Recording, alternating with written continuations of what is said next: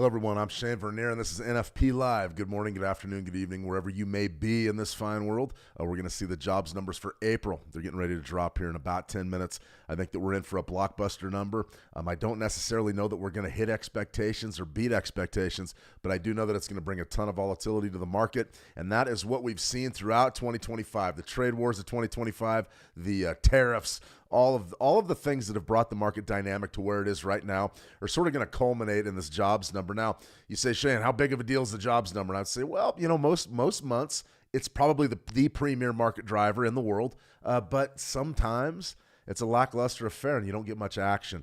Today, we're going to get some action. So in this live stream, we're going to go ahead and we're going to unpack the number for you. We're going to tell you exactly what to expect, what it means. We're going to look at some of the key markets, some of the key levels. We're also going to look at our 5-8-13. We're going to do a little high-impact scalping with the dollar-yen. Right now, I'm watching a 5-minute trade on the dollar-yen, 5-8-13. And then also we've got some 9-20 trades with RSI. We get a lot of great feedback on the 9-20 and the 5-8-13 EMA crossover strategies. We're going to put both of those in play for you today. And then, of course, I'm going to throw some Fibonacci levels at you. If you have any questions at all, be sure to ask. Other than that, I'm ready to go. Nothing better than a big NFP number to get the juices flowing early on a Friday morning here in Dillon, Montana. It's about 6:20 my time. Money never sleeps, but I'm always happy to be on the 6 and love to talk with you guys about trading. If you have any questions at all, be sure to put it in the live chat, drop it on YouTube, or if you're in the trading room, go ahead and put it in the trading room today. So let's see, Euro Kiwi. We want to see the Euro Kiwi. Okay, I'll take a look at the Euro Kiwi here very quickly. Bobby Bob, let's see. Hi, Shane. Thank God it's Friday. It's No Donation Friday. Tuku, good to see you. Yeah, today's one of those days that if you haven't made a bunch of money this week, it's okay. It's okay. But if you have made some money, put half of it in your pocket. Don't go on the hole today trading an NFP number that may or may not be not necessarily to our liking, but extremely volatile.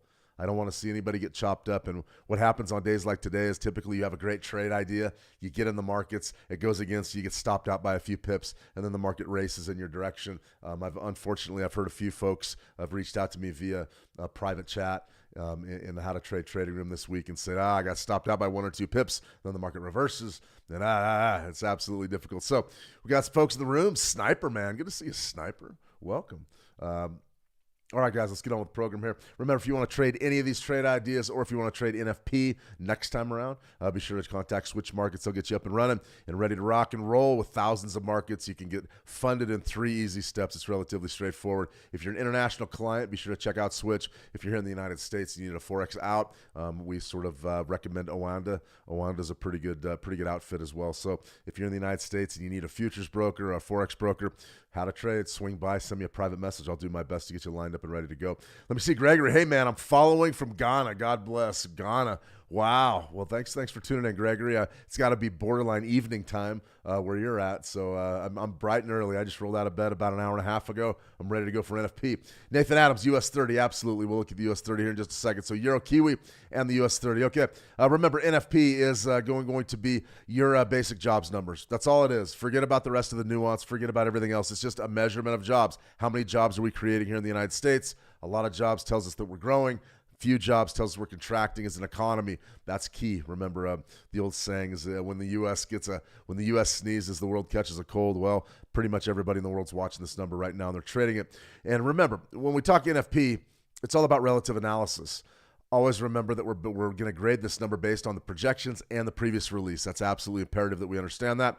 How does NFP impact the Forex? If it's above expectations, it's going to be bullish for the USD. That suggests we're in a growth cycle. The Fed can actually raise interest rates. But if it's below expectations, or if you see a falling NFP, that's dovish for the USD. That's bearish. That means that the Fed's probably going to cut interest rates to try to stimulate economic growth and get everybody to work.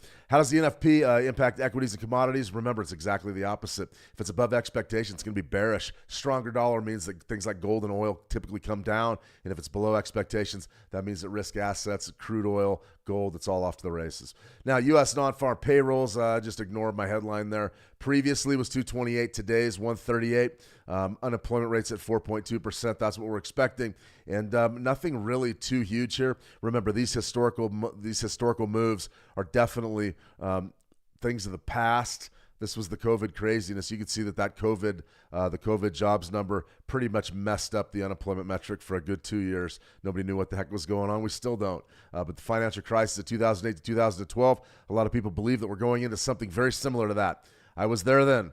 And the unemployment rate here in the United States was almost 8%. You couldn't get a job if you wanted one. So definitely a difficult thing. And then revisions. Revisions are going to be absolutely huge. It's the last paragraph in the report. We're going to go over that together when it drops in about 5 minutes. Okay, guys, enough of me rambling on about what NFP is. You guys know what NFP is. It's a jobs number. But we're going to go ahead and then we're going to see if we can find a trade or two. Let me see. Got a lot of folks. I'm way behind on the live chat. Sheldon, good to see you. NAS 100, absolutely. Let me see. Bonky, hello, sir. I'm Pablo from South Africa. Good to see you, Pablo. Welcome. I've never been to South Africa. Never been to Africa. I heard good things. Here it's an absolutely beautiful country, or continent, excuse me. I've just never been there. Following from Nigeria, all right. Is the US 30 like a Dow Jones or a SPY? Is it an ETF? US 30, Angeli, is it's a CFD product. So the US 30 essentially is like a futures contract. It's an E-mini. It's basically a takeoff of the E-mini Dow. It's not an ETF. It's not a SPY, anything like that. US 30 buying or selling, Nathan? All right, we're going to dive into the US 30. Let me see. I am. Hi there. I'm from India. Right on. India. We got India. We got South Africa. We got Nigeria. All right. Good stuff. Good morning, Shane. Not trading the NFP today, heading to Omaha for the Berkshire Hathaway meeting. All right, Jarrett. You can't beat that. I mean,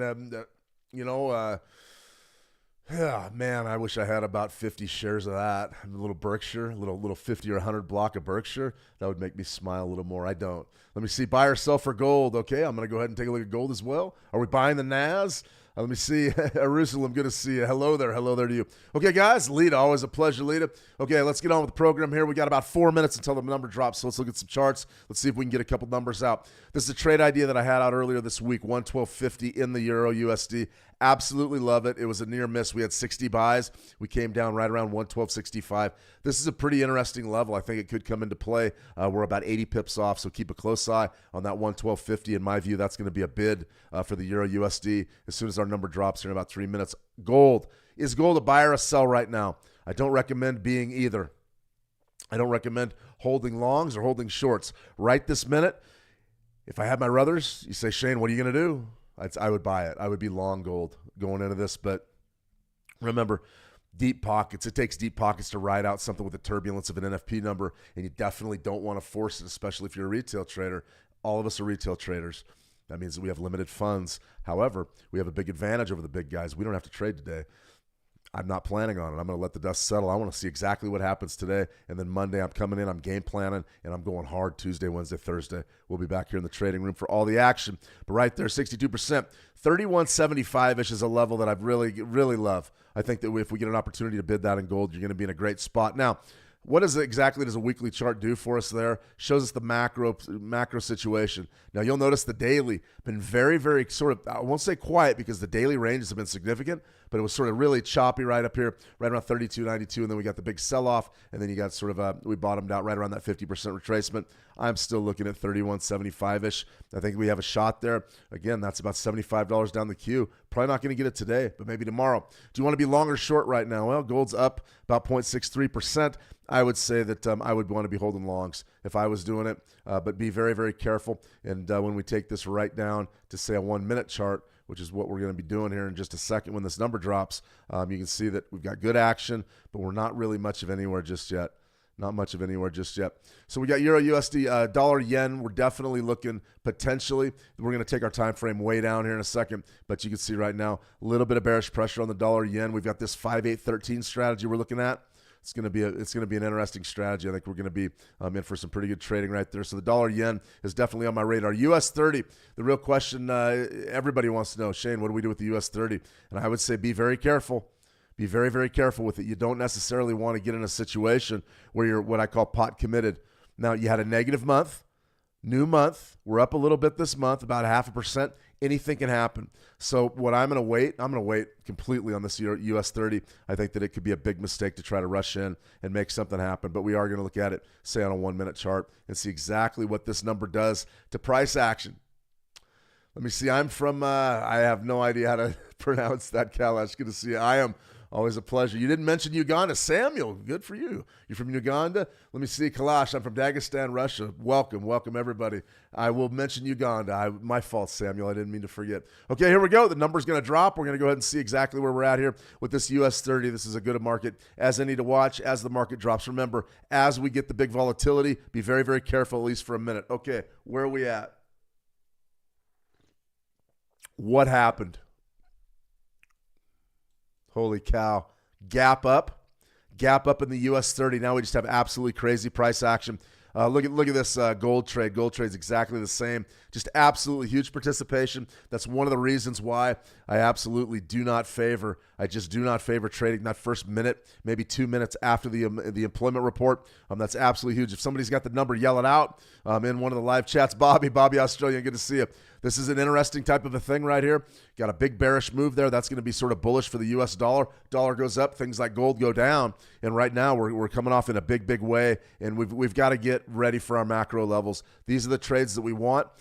31.75. I'm watching closely. This market is absolutely cratering. 1 minute, we're off about 0.25%. That's absolutely huge. Big time volatility here in the gold market. Be very, very, very, very, very careful if you are trading gold right now. We're going to do a little high impact scalping in just a second. 177,000. Calvin, good to see you. Calvin, always welcome. 177,000. So we beat our top side. We beat 138 is our expectation. 228 was the previous release. I am interested. I want to see exactly what the revisions are, and I've got the report right in front of me. Let me see. Total non-farm payroll employment increased by 177,000 in April, and the unemployment rate was unchanged at 4.2. I would have lost that bet. We were looking for a much weaker jobs number. This is a strong number. This is a strong jobs number.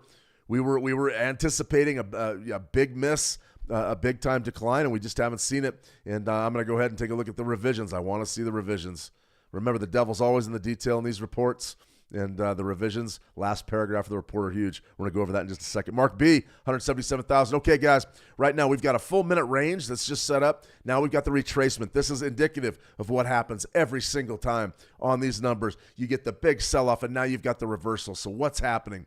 The retail, algos, everybody piled into the short. They piled into the short side of gold, and now the market's really testing their mettle. Are you going to hold? Are you going to bail? Are we in for a full-time reversal? What's going to happen?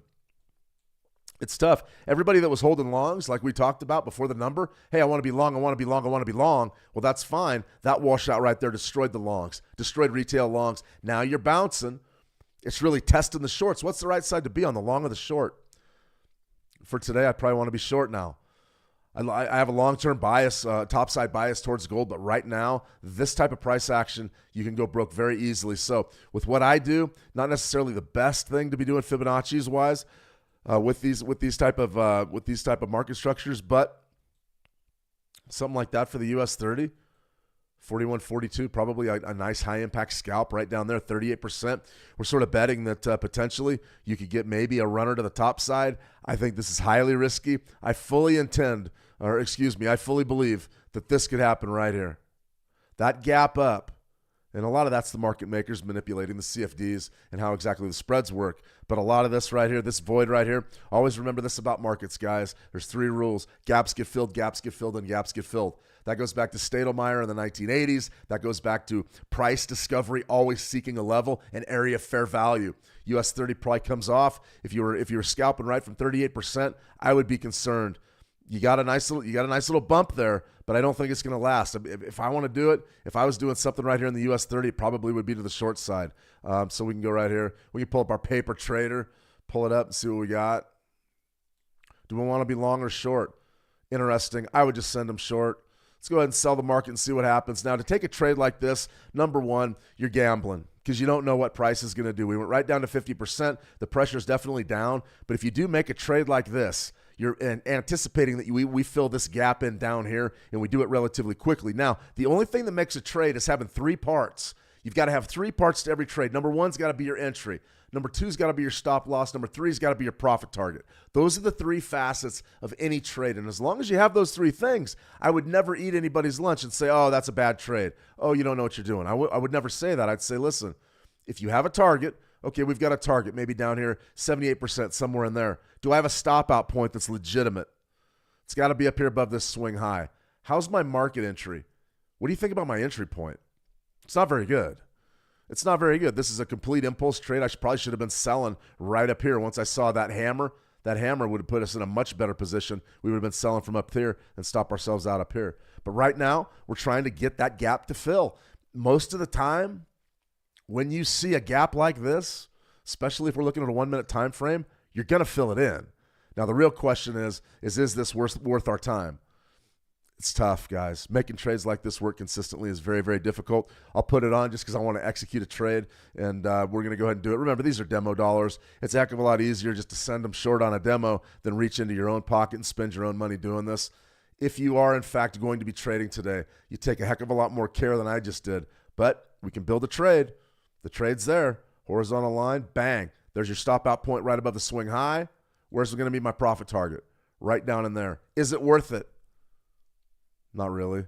Something like that maybe. That makes it worth it. About a 1-to-1 risk versus reward. You got to hit a lot of those trades to make it worth your while, and it looks like we're going to get swept out of this one. The market structure, I don't care for it right now. We're going to let that one simmer, though, and see exactly what happens. Dollar yen.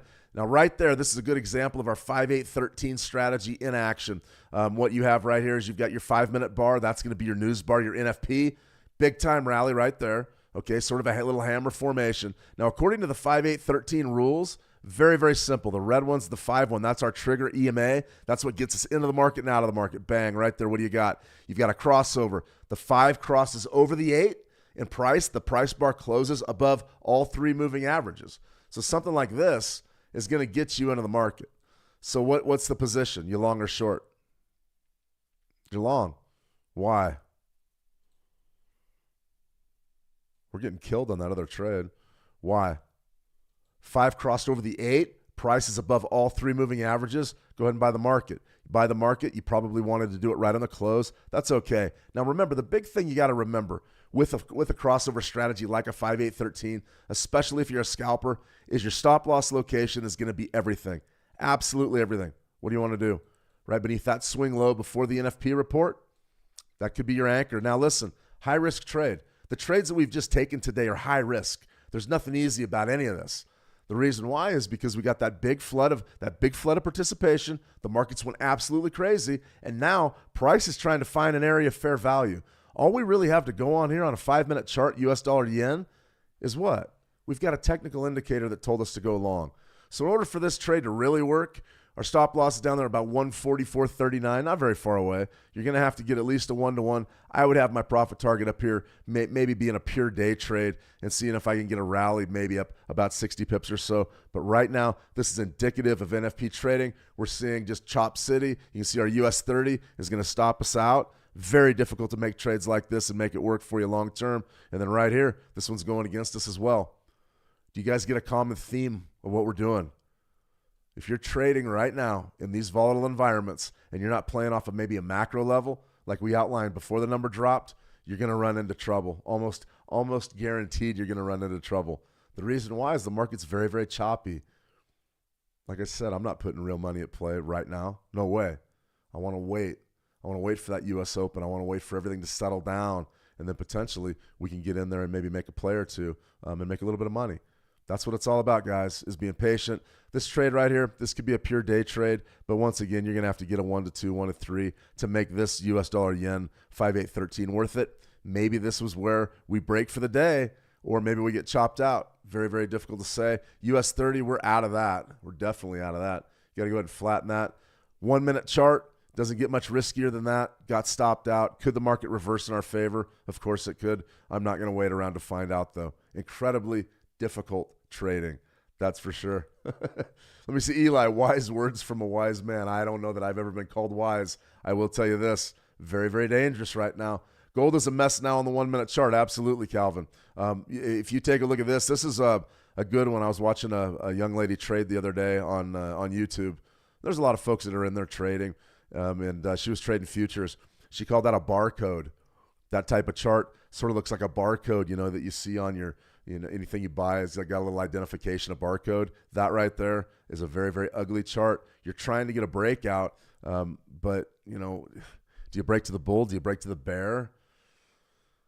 This is problematic. Very, very choppy, guys. Indices continue to climb. Absolutely, Calvin. You're right. Mark B., How are the gold trades? Oh, yeah. I think the gold trades are probably going pretty well for Calvin. He typically does very well on gold. Let's see. There's your break. So what do you think now? Let's take this down to a 30-minute. I mean, that's absolutely brutal trading, guys. Absolutely brutal trading. What's going on with Bitcoin?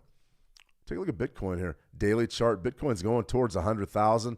You can see right here. Here's our 920 crossover coded. There was your bid. You're looking to bid back at 85. That was a pretty good trade. The question we go to now is what's going to happen? Are we going to just stall out at 100,000? Are we going to test 100,000? I would almost guarantee. I can't guarantee. I can't talk like that. But you're going to go to 100.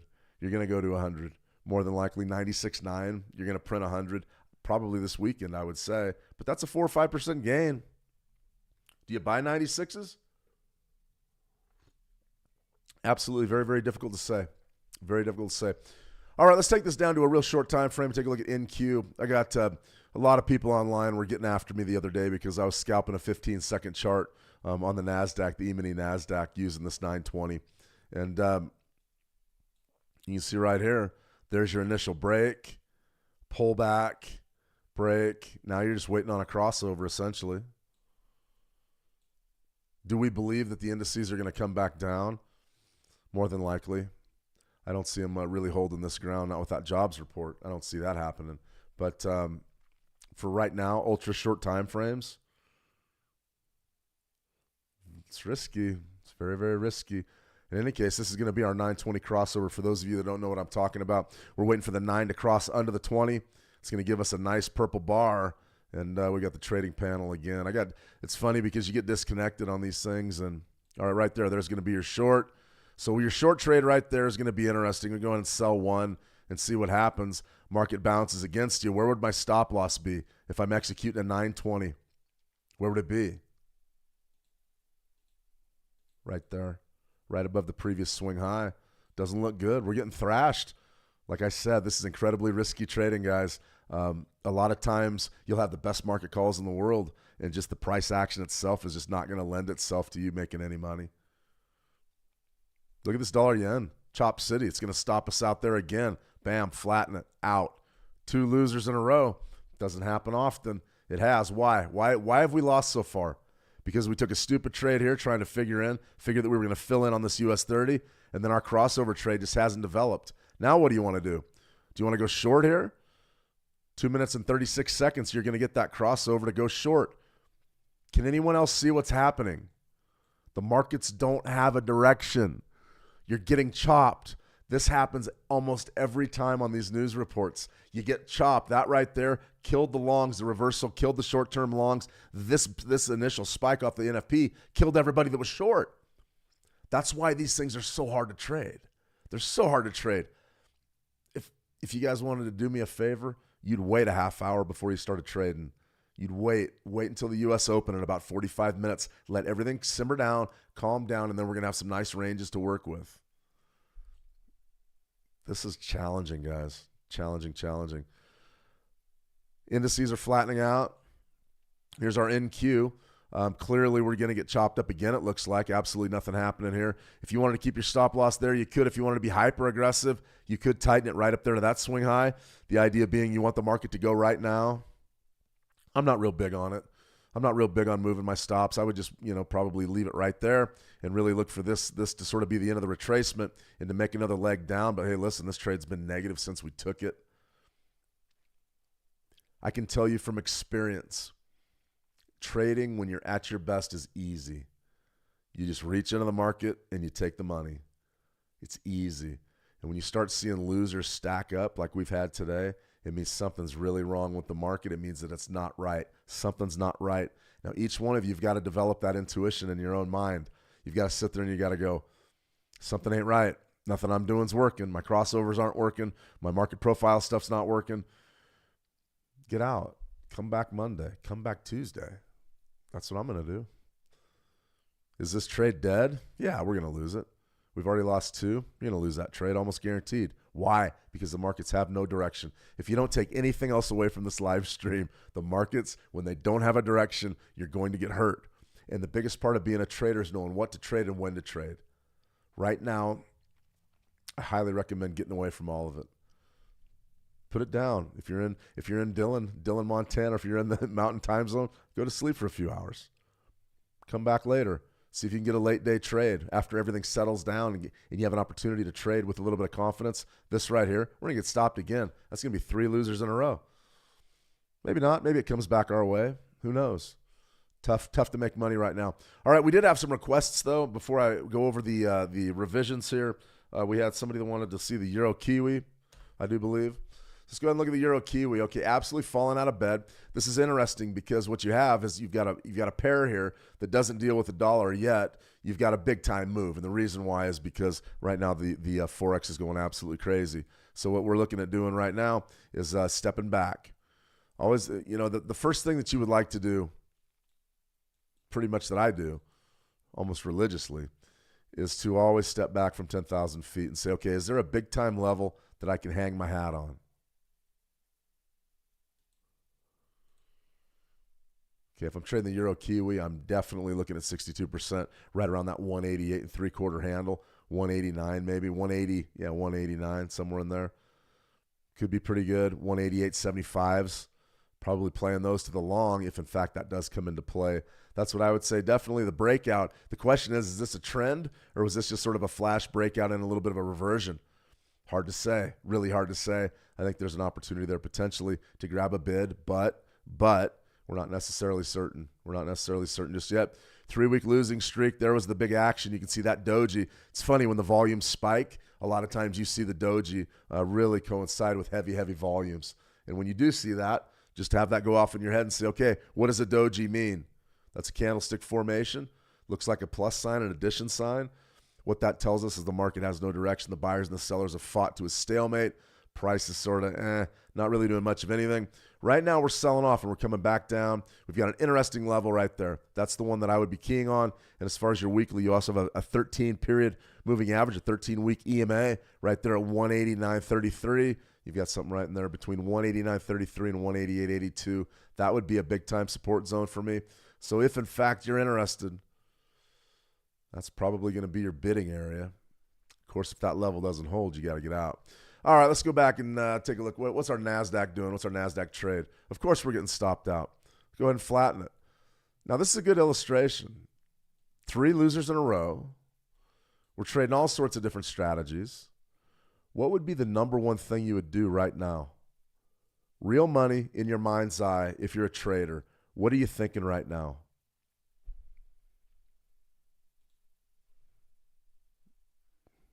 I pack my stuff and go home. That's it. It's not going well for me today. And if it's not going well, you don't trade. You don't trade. That's easy. That's a decision, though, that's really, really difficult to make. A lot of us can't make it. Right there was our sell. Okay, got chopped out, stopped out there.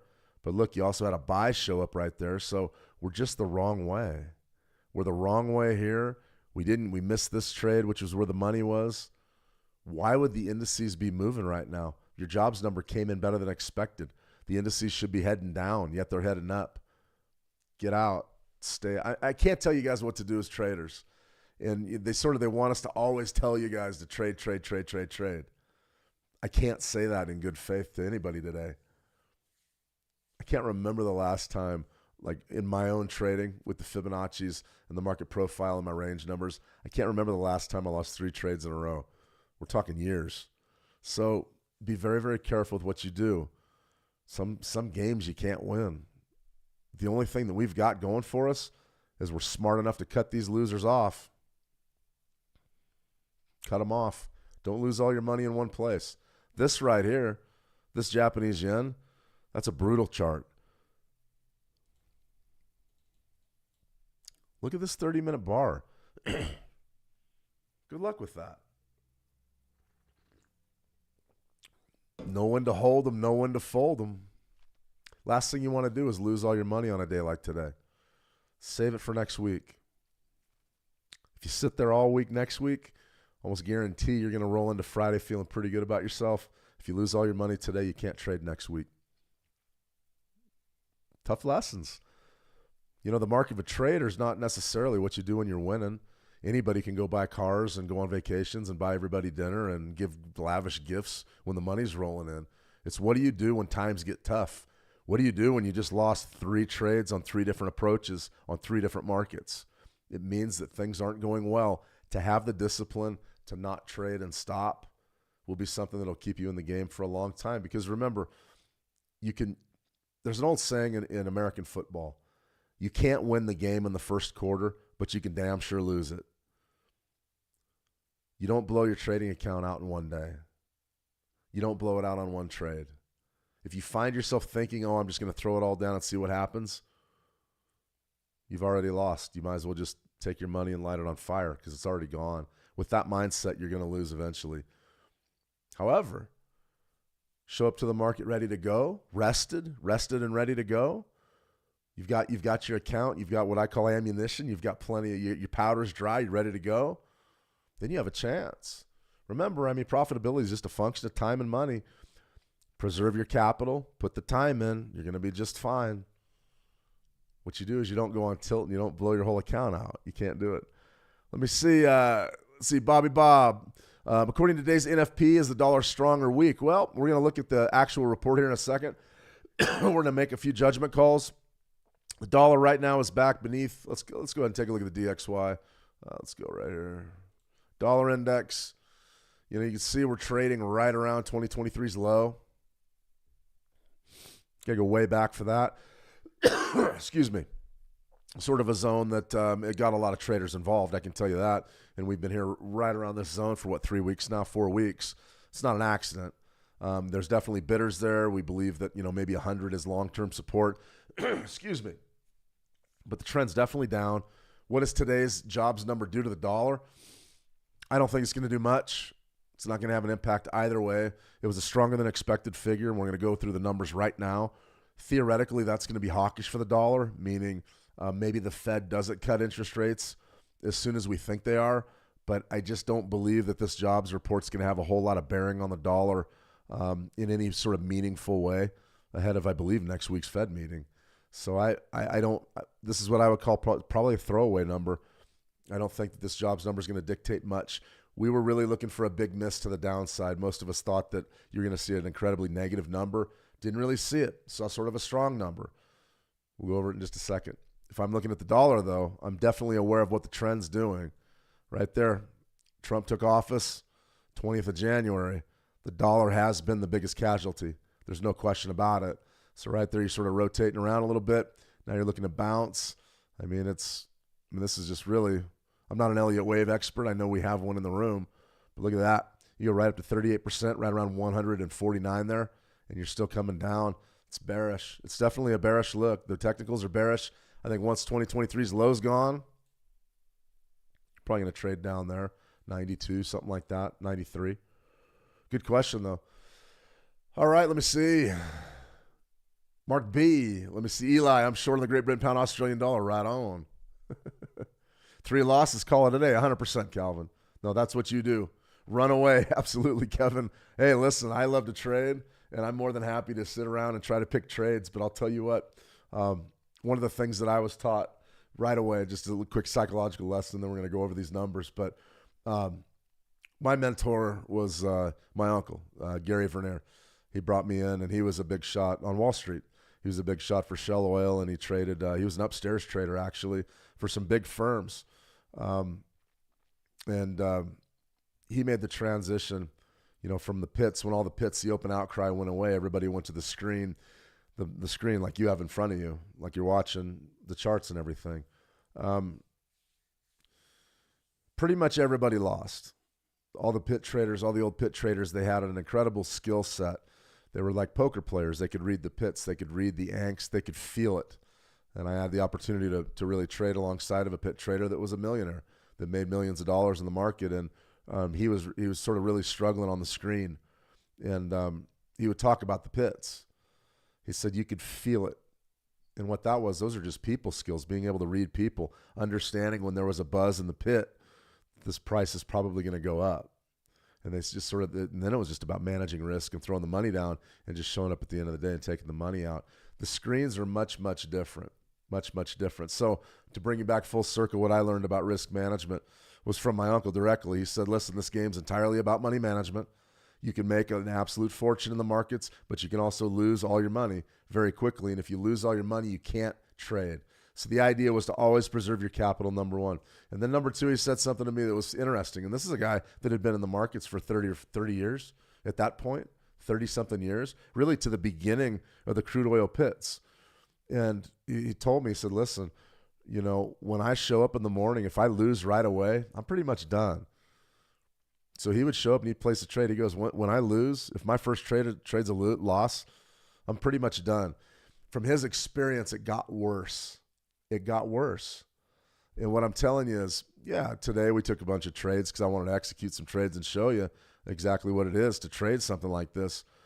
But when you find yourself with a strategy and you show up for work and you're ready to go and you're optimistic and you got your market reads and you got everything going and you lose, it probably is not going to get any better. Probably not going to get any better. Now, I can tell you from my experience, really does mirror what he was telling me. He said some days you show up and you lose, shut it down, come back tomorrow. That's one thing we don't understand is people, really. Most of us, we work full jobs. You work 9 to 5s. You work a long time, put in these long hours to get your paycheck. We really can't suspend the idea that time is money. In the markets, it's not necessarily true. I mean, in one respect, yeah, every minute that you have an open position, it's money. Okay, I get that. But you can make more money by getting hot on Tuesday than you can trying to, I mean, let's say right now, okay, we're 0 for 3. Let's say we're down 1,000. I could sit here the rest of the day and try to claw back to break even. Is it worth it? Not really. Why? Because if you keep losing, maybe that 1,000 turns into 2,000 or 3,000 or 4,000. Then you're out. Always remember, it's not worth trying. It's not worth fighting to try to get back what you lost. Get a tourniquet on it. Stop the bleeding. Come back when the game is talking to you, when it's easy. Remember that. Trading should be easy. The trades should come your way. You should see them and execute them. If you find yourself gritting your teeth and really struggling to get profitability, you're in big trouble. You just stop. That's all you do. Next week, FOMC Wednesday, Euro USD prognosis. All right, we'll look at that one. Indices continue to climb. Oh, yeah, this is an interesting dynamic. All right, we've already sort of gone over the Euro USD. I'm going to do that, and then we're going to hit the numbers, and that's going to be a wrap for this morning. I've gone a little bit long, but I think it's really a great opportunity to talk psychology, especially in these markets. I am very careful with this. As far as the Euro USD goes, I'm relatively confident that this long-term level right here, you know, we sort of already tested it right around 112.65-ish, and then we bounced. Still love 112.50s. I think that 112, I believe we have a 112.60 buy-up as a potential trade idea. I would be looking at that is not being a bad idea, potentially. Check out our trade ideas inside of the trading room if you're interested. But what I would really like to see is a big sell-off in this. I would love to see the dollar rally a little bit, give us an opportunity maybe to buy 110.50s. That would be a real strong trade, the back end of this golden zone. But I love this wave count right here. This right here sort of got a long period of compression and then a break and then a pullback and then a break and then a pullback. What does that mean? Typically means you're going to make another leg higher. But where do we stall out at? When's the pullback over? I would love to see it sell off down there into the golden zone. Euro USD is definitely on my radar for next week, as is sort of Netflix. We're watching Netflix real close. We had a 920 crossover that was an absolute banger. We talked about that, wrote it up for you. Pretty good stuff. Tesla's got a 920. A lot of folks talking about Tesla. Do you want to be long or short Tesla?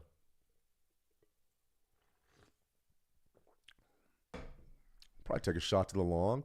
Nice big buy, 920 crossover on the daily. Got a chance. All right, let's take a look at this report, and let's go ahead and call it a day. Been sort of a challenging morning. I am confident everybody stayed off those landmines. Everybody's in the green, or at least at scratch. All right, this is the U.S. Bureau of Labor Statistics Employment Situation Survey, April 2025, Dateline, Trade War 2025. Total non-farm payroll employment increased by 177,000 in April. The unemployment rate was unchanged at 4.2%. So basically, not much happened. Employment continued to trend up in healthcare, transportation and warehousing, financial activities, and social assistance. The federal government employment declined. It's funny how they put that sentence right in there. It's the Doge cuts. Remember that the folks that do this work for the Bureau of Labor Statistics also work for the government, so they probably had some friends that were laid off or something. Very, very short, succinct sentence. Federal government employment declined. It's going to keep declining in the short term. Long term, I don't know. We'll see. See what happens. Remember, when you're reading a jobs report, there's a couple of things. That's the headline. That's what everybody's going to talk about. You're going to watch the news today. Everybody's going to be lauding that. You'll probably hear something from the Trump White House saying, oh, we created all these jobs and the economy's going.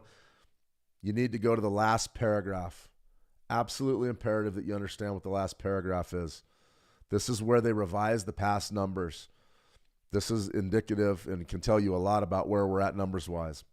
The change in total non-farm employment for February was revised down. That means February's numbers were worse than we thought. 117 to 102. The change for March was revised down by 43,000 from 228 to 185. With these revisions, employment in February and March combined is 58,000 lower than previously reported. This was a trend throughout 2024. Downward revisions. That means the jobs market's a lot worse than what we think. Remember, we're not creating 300,000 or 400,000 jobs anymore. You're down to about, 138 was what we expected. Came in at 177. I would expect next month for this number to be revised down too. So what you have here is sort of a weaker than what we thought job situation, which is probably why we're getting a little bit of a bump in the equities. Doesn't necessarily mean that you're going to get any rate hikes. You're probably going to get a rate cut. And we're going to wait and see exactly what happens with expectations today with our interest rates. But that right there, even though it looks relatively strong and you beat expectations, with those revisions, it ain't the best number in the world, guys. It ain't the best number in the world, and I think it's going to get worse. That's for sure. All right, everybody, I'm going to go ahead and sign off. I've rambled on long enough. We sort of had a psychology session here today. I always lean into the losers. Remember that. Lean into your losers. When you lose money in the markets, you're paying for information. You're paying for information, and learn as much as you can from your losses. What did we learn today? We learned that this was a highly volatile situation. It's choppy, and the markets don't have a direction. I don't see anything on the board right now that tells me that we're going to get a trend day. If, in fact, you got on the right side of these indices moves, I believe we're up about, 1.5%. Be very, very, very careful going into the U.S. Open in about 28 minutes. You could definitely get a reversal. All right, absolutely, Lita. Always my pleasure. Great to see you guys. I think that it's going to be a great week next week. We'll be back for FOMC Live. We'll have all the coverage for you there on Wednesday. I think it's going to be a blockbuster week. There's going to be a lot of headlines, a lot of people talking, and I think that Trump is going to be getting after Powell, especially when Powell doesn't cut interest rates. He's not going to cut them next week. He's going to be sort of hawkish, and if that's the case, you're going to see some real headlines and some fire. I can't wait. I think it's going to be a lot of fun. All right, everybody, absolutely. Kevin, always a pleasure. Eli, absolutely. Eli. Calvin, always a pleasure. Calvin. All right, guys, I'm out. You guys have a fantastic trading session. Have a great weekend. We're going to see you back here next week. Be sure to check out the stream schedule. If you need a place to trade, check out switchmarkets.com. If you want to talk to me personally, head on over to How to Trade. Send me a private message, and I'll get back to you in short order. All right, guys, that's a wrap. Have a fantastic NFP day. If you made a bunch of money on that NFP, be real careful. U.S. Open's about 27 minutes away, and fortunes can shift hands. They can change hands relatively quickly on a day like today. Be very, very, very careful. I want everybody ready to go on Monday, ready to go on Tuesday. I can't tell you what to do. You got to manage it yourself, but be very careful today. All right, everybody, have a fantastic trading day. Trade the action well, and we'll talk soon. See ya.